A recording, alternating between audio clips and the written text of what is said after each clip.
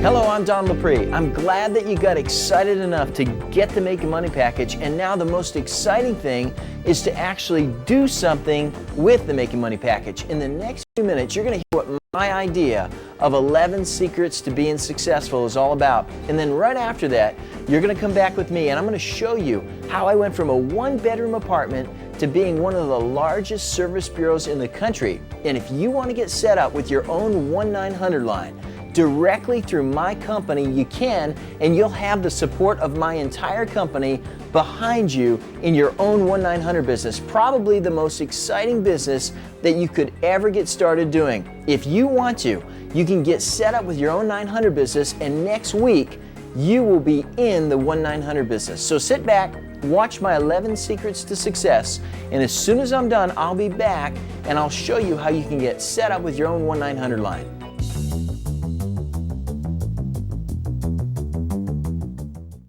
When I was in school, ever since I was a little kid, I would get a joy out of making money by turning it into a game. And when I was just a little kid, when I was in the 5th grade, I would actually go to the store. It was called Super X Drugs in the middle of the afternoon after I got off of school, and I would find bargains on bags of candy. And at one time they had a sale on bubble yum. So I would buy bags of bubble yum for $1.19, and then I would go to school and I would sell it by the piece for $0.25. And when you're in school and you're in your 7th hour class and there's nothing to do and a guy offers you a piece of gum for 25 cents, that's a big thing when you're in the 7th grade. So I would make $6 a day going to school. So as I graduated, I went to high school. I would work 40 hours a week at a department store while I went to high school because I wanted to make money and my parents didn't have a lot of money. So I would go to school, and my last year, I took the minimum number of classes. This has to do with me not graduating. I took the minimum number of classes that I needed to graduate. Well, my last year, I took a mathematics class, which was called Trigonometry and Calculus. And my teacher and I did not get along very well at all. So she said to me, Don, do you realize if you don't pass this last semester, you're not going to graduate? Well, we didn't like each other at all, so we got into an argument, and that teacher failed me. So I was 1/2 a semester away from graduating from high school. So little did I know I could use that later on in a unique story, which was on the Making Money show, of a guy who made a lot of money and never graduated from high school. So that is the big story. But I think when you're in school, you need to learn everything there is to learn. But I'm going to tell you later on about something in school that they don't teach you that's absolutely critical. As soon as I got out of high school, I went to work for Gemco department stores. And at the age of 18, they promoted me to being a manager. So I flew down to Bakersfield and I helped them open up a brand new store. And at that time, at 18 years old, being promoted to a manager, I was flying high. But I learned when I was working for Gemco that I had all these ideas and I wanted to be bigger and better than I was, but they kept telling me, slow down, that I can only do so much. So I learned that the only way I'm going to make a whole lot of money is if I start my own business. That's the only way you can make a lot of money out there. And I calculated out how long it would take me to become a big person with Gemco department stores.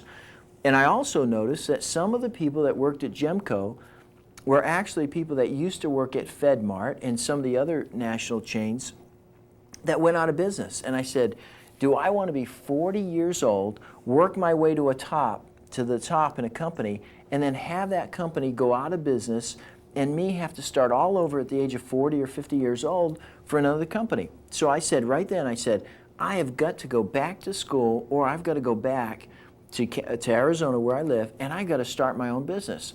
So as soon as I realized this, I quit my job. I went back to Arizona. I still worked for Gemco out there, but I worked in a different department. And I tried to start my own business. And I tried buying and selling, and that was working really well. In fact, when I first started, I bought 3 desks for $250, like $70 a piece, $210. I turned around, I sold 1 desk for $150, 1 for $180, and 1 for $225. And I did it within like a week. And I said, my God, here I am going to work at this department store And for the time I'm working 40 hours a week, part-time, I was making more money buying and selling, and I was having fun doing it. So here I was buying and selling, and my dad called me up. He was a painter, and he said, would you like to come to work for me for 2 weeks and paint? And I said, sure. And he said, I'll pay you real good. And I went to work for my dad for 2 weeks painting houses. And then I realized, wow, I could start my own painting business. So that's exactly what I did. Not knowing anything, ads in the paper. I got my first paint job. I went down there and I gave the guy an estimate. And the only way I could estimate it is by looking at it and saying, how long would this take me to do? And I calculated 2 days to do it. Then I went down to Dunn Edwards painting store and I said, I've got this job. And I told them what it was. I had no idea how to get it done. And they walked me right through it, and I did the job. And in one weekend, I made $550 cash. And I said, my God, starting your own business is the way to do it. So I continued painting houses for about 4 years. I made really good money for a long time. I bought a house, and then the economy went bad. And the lower I charged for a paint job, the worse it got. It's like I couldn't give my work away and get a job. And I got to the point where I was actually down to peanut butter and bread in my kitchen. I sold everything that I had in my house, and the economy got worse and worse and worse, and I was forced to file bankruptcy. I moved out of my three-bedroom house, and I was so proud because I had finally built my credit up to the top, and I was doing great. And I had to move back into a one-bedroom apartment and start all over. And my mom called me up and she said, my God, you're not going to go commit suicide or anything like that. And I said to her, I said, no. I said, I'm at the lowest low I could ever be. If I can make it back in 6 months, I never have to worry about failing again because it really wasn't that bad. So I moved into a one-bedroom apartment. Just a few weeks after that, I met a girl named Sally.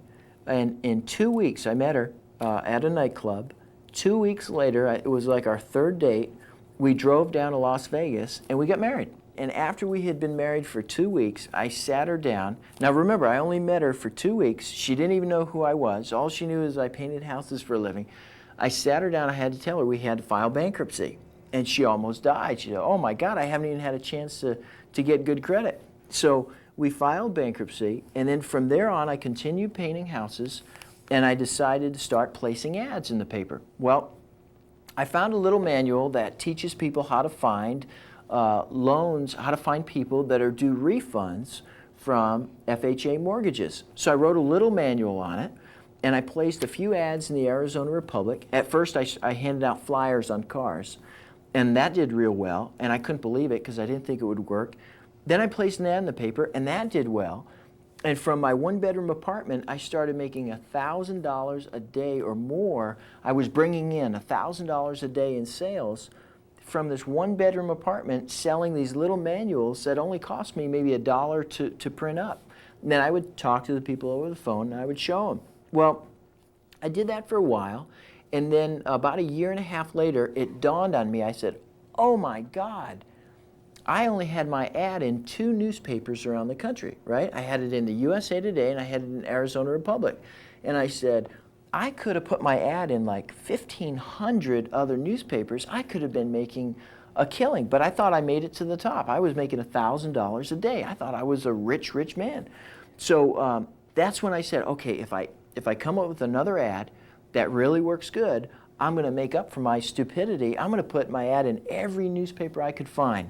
Well, right then, I met a guy named Bob Salerno who worked for a 900 service bureau. And here I am working out of my one-bedroom apartment. He calls me up and he says, Don, get a 900 line. And you've heard it all before about him trying to talk me into it. I finally got one line. It worked so well. It was a 1-900 date line that I brought up. And it said, meet singles in your area and meet singles nationwide. Call 1-900. He helped me bring up the 900 line because I didn't know which one to bring up. There were thousands of different types of lines. And it worked so well, I said, I'm going to make up for my mistake. So I went and I searched for every newspaper I could find in the entire country. And I placed the same ad, then I tried different ones, and I had ads in every newspaper that worked in the country. And out of about 3,000 newspapers, I was able to get my ads in about 1,800 of them. And I kept my ads running. I sold our little bed that we had, and I put desks in my apartment, and we had 6 people and me, and that's all we did. We sat around, we kept renewing our ads and kept sending out the checks. I bought a little fax machine to have the tier sheets, which are the sheets that the newspapers send over, and that's all I did for about a year, year and a half.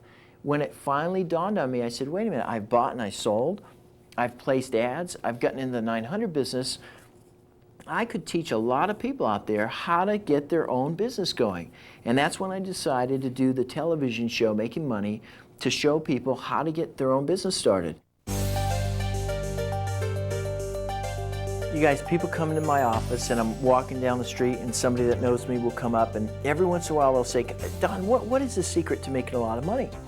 And so I put together 11 things that I think are the 11 secrets to being successful. And I'm going to go over each one of them, and each one of them has a little story behind it, but I want you to listen. If you master these 11 secrets to success, there is no way in the whole world you can fail. The number one, first thing is attitude. You have got to wake up every day. You've got to go to sleep every day. You've got to go to work every day. You've got to do everything that you do with the right attitude. You wake up late, big deal. You woke up late. You've got to have a good attitude about it. You have to go to work one day, and let's say it's on a Saturday. You've got to get a good attitude about it. Attitude is 99.9% of what it takes to be successful. Everything is so much easier. If your attitude is good, everything is a lot easier to take care of for the day. I don't care what it is, but if you're around people that have a negative attitude, right, all they can do is bring you down. That's the only thing that can happen. If you come into work, you have a great attitude, all of a sudden you get a bigger promotion, you're well-liked, people like you more, you're attracted by more people. If you learn to control your attitude every day and make sure that every day you walk in, you go, okay, today's Tuesday, I've got to have a good attitude. You keep your attitude in line, you can't help but go up and up and up. Your next thing is health. I've seen so many rich people that are physically out of shape. They're physically, they have ailments, and they're not doing well. I know a guy who has a printing company, and he is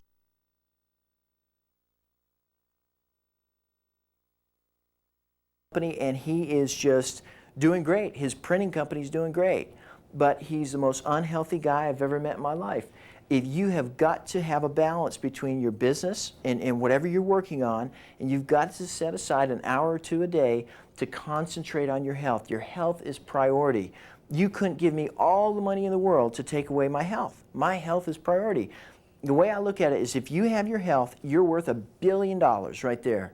Everything else is just whatever it is on paper. It doesn't really matter. Next thing is, stop listening to anybody. I don't care if it's your wife, I don't care if it's your sister, I don't care if it's your brother, I don't care if it's your parents, your best friend. If they are negative in your life, if they pull you down after you talk to them, you have an idea, you're excited about it, you share it with, first thing you do, instead of doing it, you go right to them, you kind of tell them about it. Well, they're programmed to think, no, it ain't going to work. It ain't going to work. So what do? They bring you down, and that's the first thing you do, is let other people bring you down. So you need to stop listening to anybody unless they're doing better than you, period, right?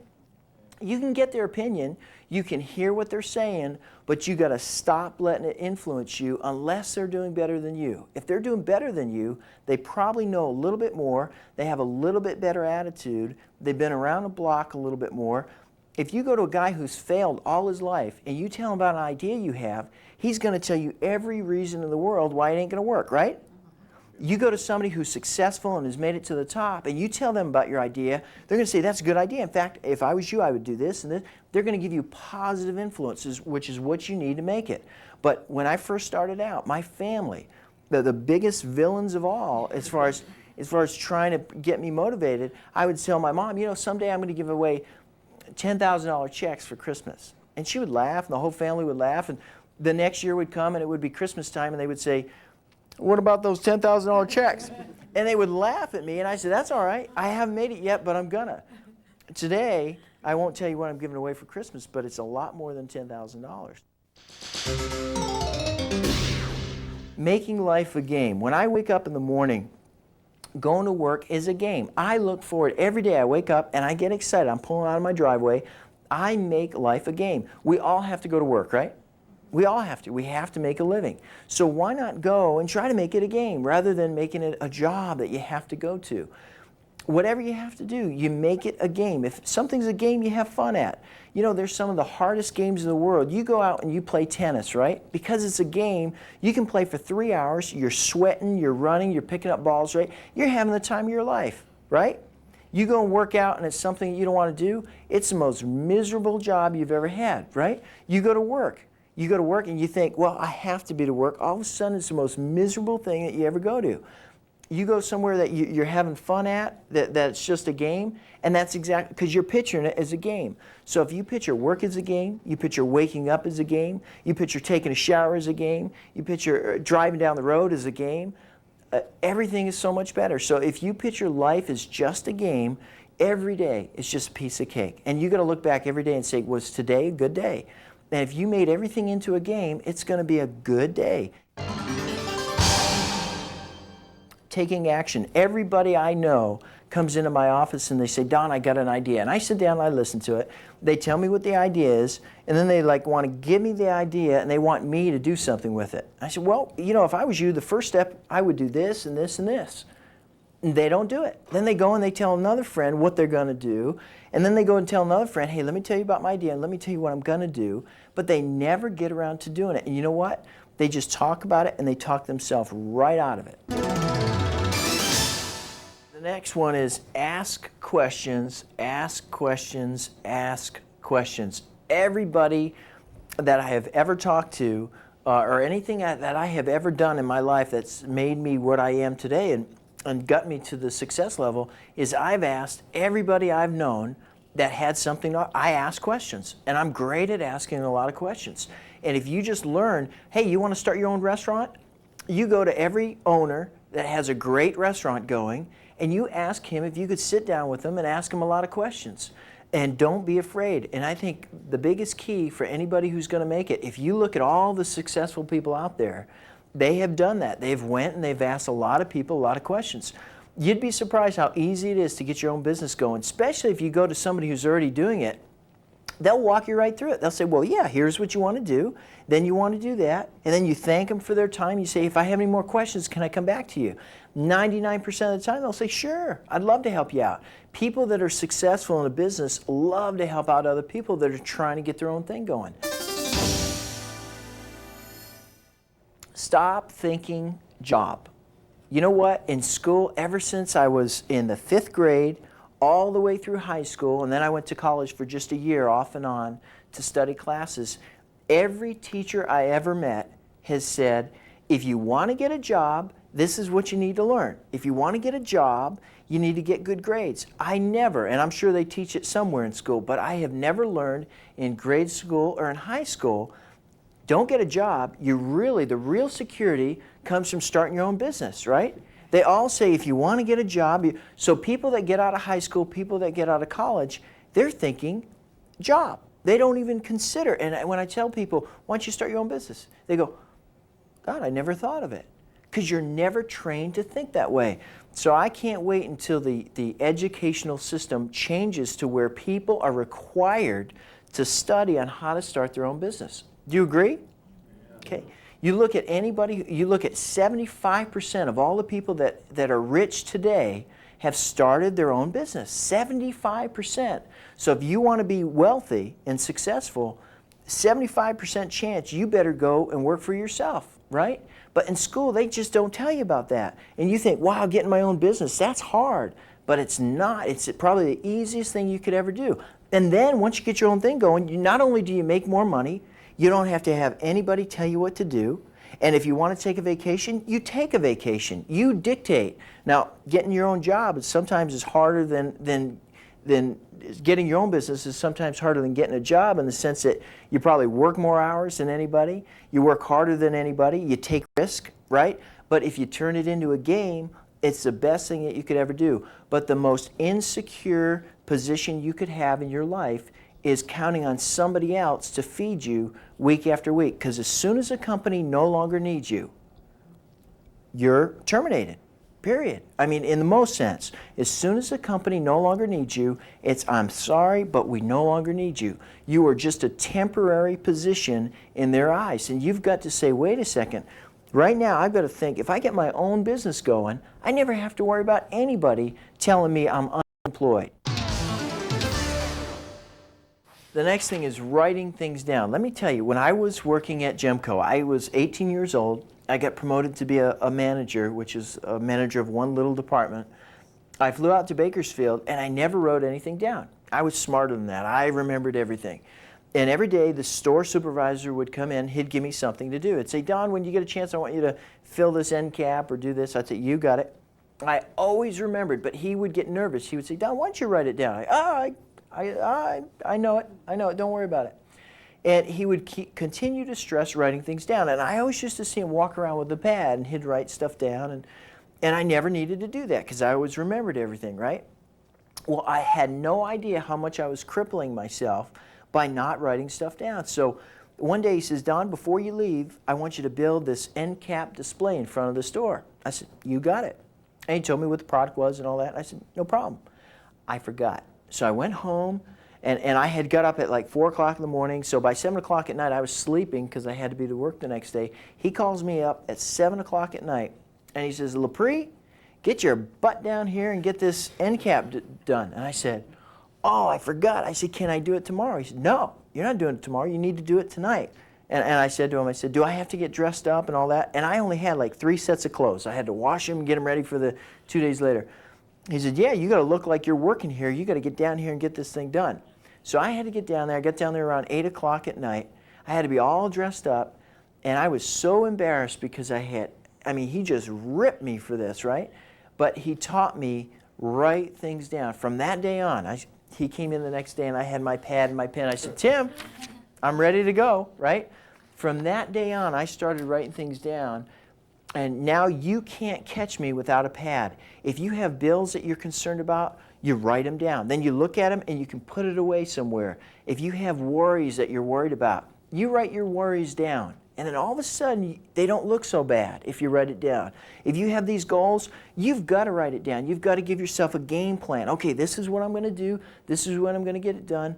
The more you write your list down, the more you do, the better off you're going to be. You coordinate your time better. You organize your day better. You get things done.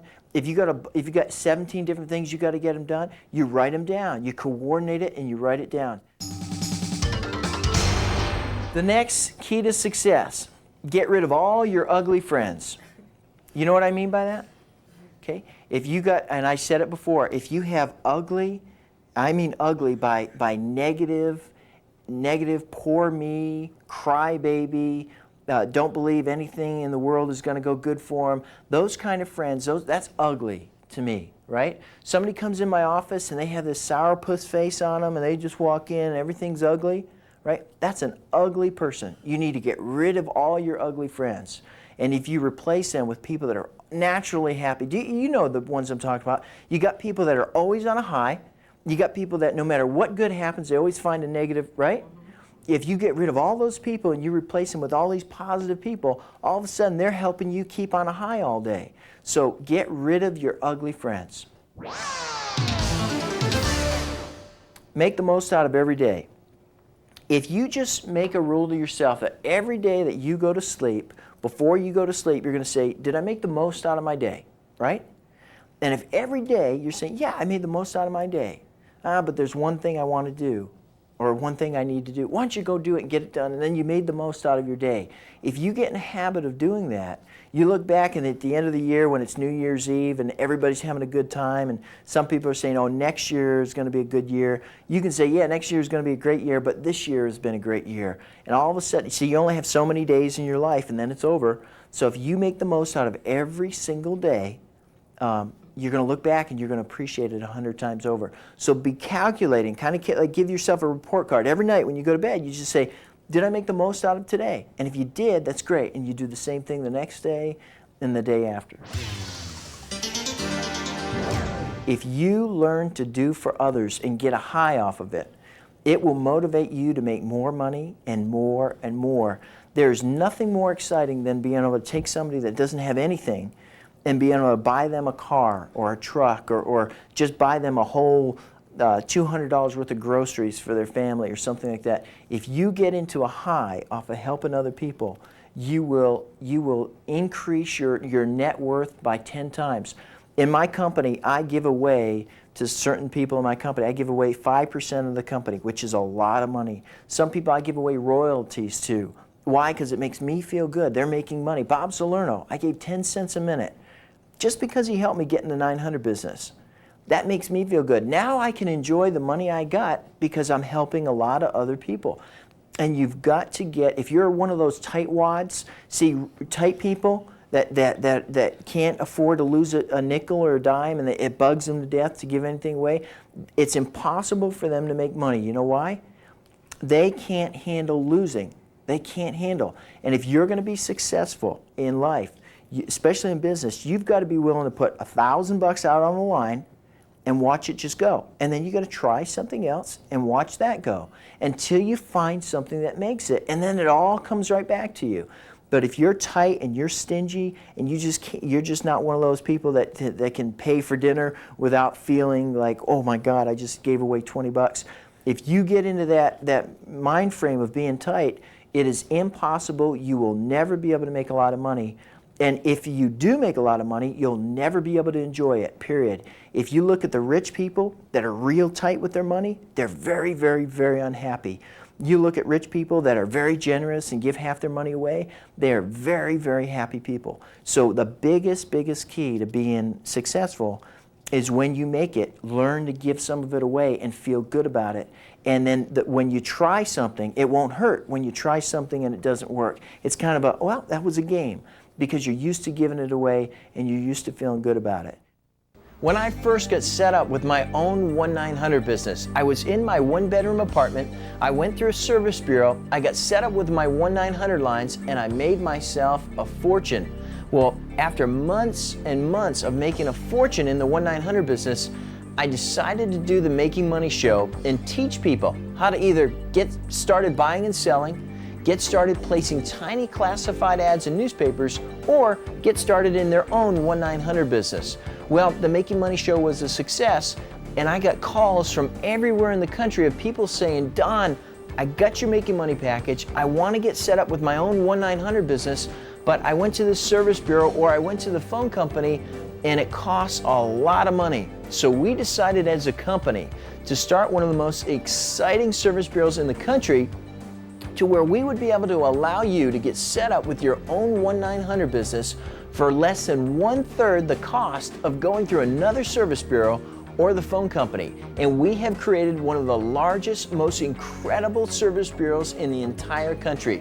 If you want to, you can get set up with your own 1-900 business today, and in about 4, 5, 6 days from today, you will have your 1-900 business. You'll be ready to go. Whether you want to get set up with a 1-900 date line, a sports line, a psychic line, or a 1-900 live chat line, you never have to answer any of the calls. We take all the calls for you through our computer equipment, and the only thing you ever have to do is figure out different ways to promote your 1-900 line and then analyze and watch how many calls come in.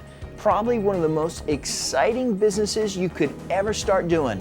If you want to get set up with your very own 1-900 business and have fun doing it, call the number on your screen right now. You can talk to an account executive who's at my office. They can walk you through, explain the entire program to you, explain step by step how you could have your own 1-900 business next week. If you want to get your own 1-900 business, call the number on your screen, talk to one of my account executives, and next week you'll be in the 1-900 business. I'm Don Lapres. Call the number on your screen and stay excited. Have a great day.